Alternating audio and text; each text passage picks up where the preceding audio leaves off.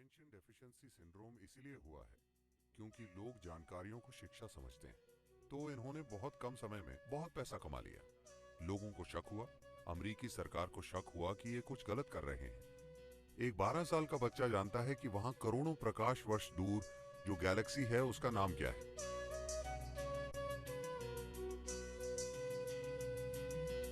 अगर आप मेरी बातों पर ध्यान नहीं देंगे तो क्या आपको पता चलेगा मैं क्या कह रहा हूं?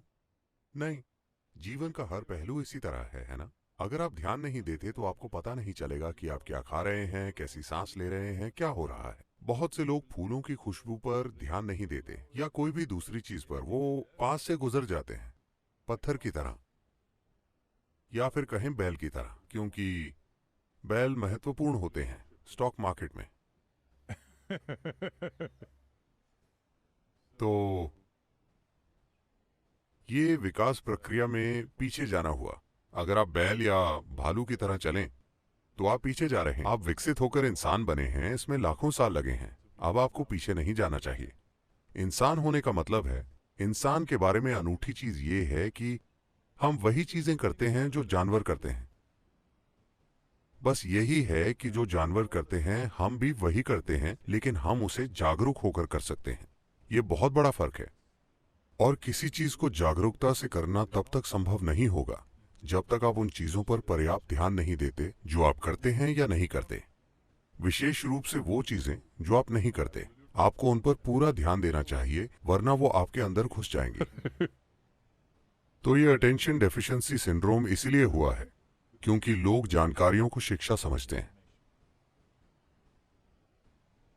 फिलहाल हमारी पूरी शिक्षा व्यवस्था ही ऐसी है। आप पर जानकारी का ढेर डाल देना। आप जितनी ज्यादा जानकारी का ढेर लगाएंगे किसी दिमाग में, या कहें कि बचपन से जानकारी डाली जाए, तो उसकी ध्यान देने की रुचि उतनी ही कम हो जाएगी।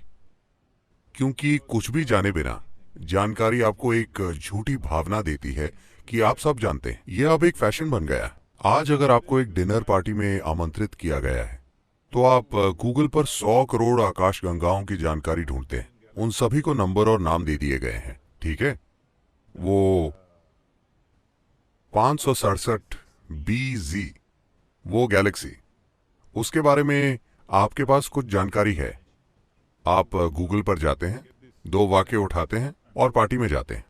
जो भी आपसे बात करता है, नमस्ते, आप कैसे हैं, आप कहते हैं, अरे क्या आप इस गैलेक्सी के बारे में जानते हैं जो करोड़ों प्रकाश वर्ष दूर है, जो BB ऐसा कुछ है। आप इस बारे में बात करते हैं और सभी को लगता है कि आप स्मार्ट हैं। There's a whole problem with the world right now. पूरी दुनिया के साथ फिलहाल यही समस्या है। हम सूचना को बुद्धि समझने की गलती कर रहे हैं। एक व्यापारी या कोई भी इंसान जो किसी परिस्थिति में रास्ता खोजना चाहता है, उससे बुद्धि की जरूरत है, ना कि बस सूचना की। सूचना थोड़ी उपयोगी हो सकती है, लेकिन बुद्धि ही आपको किसी विशेष स्थिति से गुजरने का एक अनूठा रास्ता दिखाएगी, ना कि वैसा रास्ता जो कोई और अपना रहा है। हम सूचना को बुद्धि समझने की गलती कर रहे हैं। जब आप खुद में बहुत ज्यादा जानकारी का ढेर लगा लेते हैं तो ध्यान देना बहुत मुश्किल हो जाता है। जब आप बिल्कुल ध्यान नहीं देते, जब आप में ध्यान बनाए रखने की कोई क्षमता नहीं होती, तो आपने अपनी बुद्धि तक पहुंचने की क्षमता भी खो दी है। आप बस याददाश्त से सूचना बाहर निकालते रहेंगे। एक सुंदर घटना हुई। आपने एंड्रू कार्नेगी के बारे में सुना है? जब एंड्रू कार्नेगी ने अपना व्यापार शुरू किया तो थोड़े ही समय में वो बहुत सफल हुए और उन्होंने बहुत पैसा कमाया। At that time, okay, this is not the उस समय ये गूगल या फेसबुक या ट्विटर का युग नहीं था कि वो 2 सालों में खरबपति बन जाते हैं।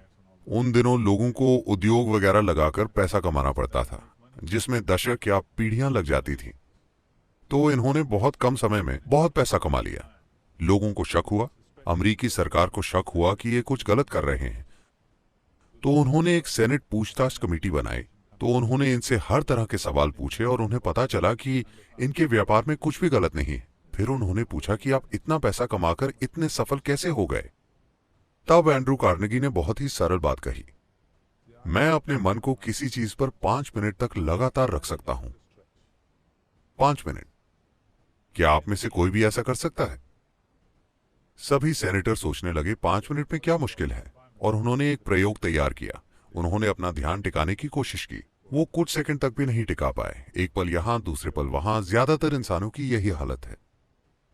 तो फिर वो बोले, आपको अमेरिका नहीं चलाना चाहिए। तो इंसानी क्षमता चित्त नाम की एक चीज होती है। अंग्रेजी भाषा में सिर्फ माइंड होता है। ज्यादातर मन के यादों से जुड़े हिस्से को मन माना जाता है। योगिक सिस्टम में मन के 4 मुख्य पहलू हैं। मैं विस्तार से नहीं बताऊंगा, लेकिन मन का यादों वाला हिस्सा सबसे कम महत्वपूर्ण है। चित्त, जो चेतना से जुड़ा होता है, वो सबसे महत्वपूर्ण होता है। अगर आप चित्त को कोई आकार दे दें, तो वो आकार हमेशा सच्चाई बनेगा, because it's empowered. क्योंकि इसमें जीवन बनाने वाली शक्ति है, जिसे हम शब्दों की कमी की वजह से चेतना कह रहे हैं। वो जो जीवन का आधार है। जब आपका मन उससे जुड़ जाता है, तो आपका मन जो आकार लेता है, मन एक बादल की तरह है। आप उसे कोई भी आकार दे सकते हैं। आप उसे देवता बना सकते हैं, आप उसे शैतान बना सकते हैं, आप उसे पशु बना सकते हैं, आप उसे जो चाहे बना सकते हैं। ये एक आकार रहित चीज है। तो अपने चित्त को आप जो आकार देते हैं, वो हमेशा दुनिया में सच्चाई बनेगा, क्योंकि इसे जीवन को बनाने वाली ऊर्जा से शक्ति मिलती है। तो यही मन का सबसे महत्वपूर्ण पहलू है, ना कि यादें। यादें सिर्फ भौतिक चीजों को संभालने के लिए जरूरी हैं। ये हो सकता है कि एक व्यापारी बस भौतिक चीजों को संभालना चाहे, ये ठीक है, लेकिन मैं चाहता हूं कि व्यापारी का जीवन एक मजेदार रोमांच बन जाए, जहां नई संभावना को खोजने की प्रक्रिया उसके अनुभव में भी वाकई नई संभावनाएं लाए, ना कि सिर्फ आर्थिक संभावनाएं बने। और ये संभावना एक व्यापारी के जीवन में मौजूद है कि वो अपने व्यापार को एक आध्यात्मिक संभावना और आध्यात्मिक विकास में बदल सकता है, या अपने अस्तित्व के विकास में, जो मुझे लगता है कि सभी को खोजना चाहिए। यही वजह है कि हम एक आध्यात्मिक तत्व लाने की कोशिश कर रहे हैं। सफलता आसानी से मिलेगी किसी अन्य चीज की तुलना में, क्योंकि सफलता इसीलिए आसान नहीं होगी कि कोई जादू होगा, बल्कि इसीलिए कि आप अपनी पूरी क्षमता से काम करते हैं। अगर आप जानते हैं स्कूलों में 3 टांगों वाली दौड़ होती है। आपकी 3 टांगे होने पर भी आप धीरे भागते हैं, 2 टांगों से आप तेज भागेंगे, है ना? 3 टांगों से आपको ज्यादा तेज होना चाहिए, अगर आप सिर्फ संख्याओं को देखें तो। लेकिन ये ऐसा है, ज्यादा सूचना के साथ। ज्यादा सूचना का मतलब है कि जो चीज आपकी नहीं है, उसे आप अपनी यादों से जोड़ लेते हैं और उसके आधार पर अपनी पहचान बना लेते हैं। आप जितना ज्यादा वैसा करते हैं, आप उतने ही कम असरदार बनते जाते हैं। लेकिन फिलहाल हमारी पूरी शिक्षा व्यवस्था जानकारी देना है, और इंटरनेट मौजूद है। एक 12 साल का बच्चा जानता है कि वहां करोड़ों प्रकाश वर्ष दूर जो गैलेक्सी है, उसका नाम क्या है, जो उसके लिए अच्छा नहीं है, क्योंकि ये ज्ञान नहीं है, ये किसी भी तरह से उपयोगी नहीं है। ये बस अपनी बढ़ाई करने के काम आता है, और सबसे बढ़कर ये आपकी ध्यान देने की क्षमता नष्ट कर देगा, क्योंकि ध्यान देने का आधार ये है कि आपको एहसास है कि आप इस ब्रह्मांड में एक कण को भी ठीक से नहीं जानते। आप एक अणु को भी पूरी तरह से नहीं जानते, इसीलिए आप ध्यान दे पाते हैं। If you think I know this, you cannot pay attention. अगर आपको लगता है मुझे ये पता है, तो आप ध्यान नहीं दे सकते।